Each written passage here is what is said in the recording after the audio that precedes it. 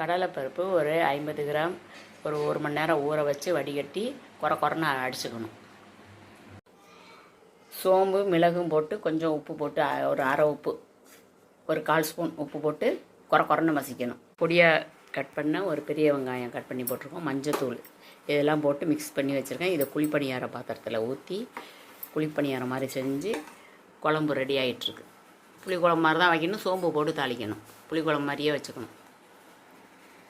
குழிப்பணியார பாத்திரத்தில் கால் அளவுக்கு எண்ணெய் ஊற்றிருக்கிறோம். இதில் இந்த கலவையை முட்டை கலவையை கொஞ்சம் கொஞ்சமாக எடுத்து ஊற்றி பணியாரம் செய்யணும்.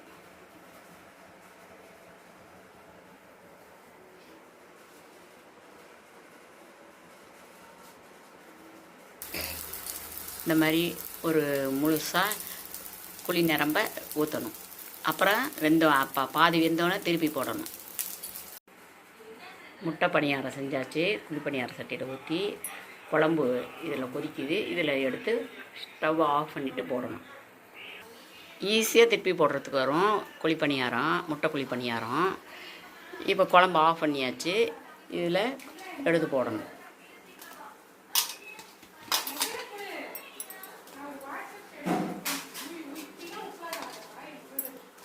அப்படியே உறிஞ்சிடும். குழம்பு தண்ணியாக இருக்கும். இது உறிஞ்சி கரெக்டு லெவலுக்கு வந்துடும். இப்போ குழம்பு தண்ணியாக தான் இருக்கும். இதெல்லாம் உறிஞ்சிடும்.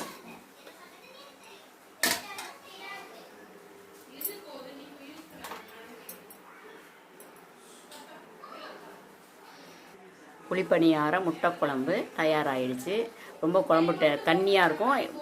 குழம்பு தண்ணியாக இருக்கும். ஆனால் எல்லா முட்டையும் புளிப்பணியாரமும் உறிஞ்சிரும் அந்த தண்ணியை. அப்போ குழம்பு கரெக்டான லெவலுக்கு இருக்கும்.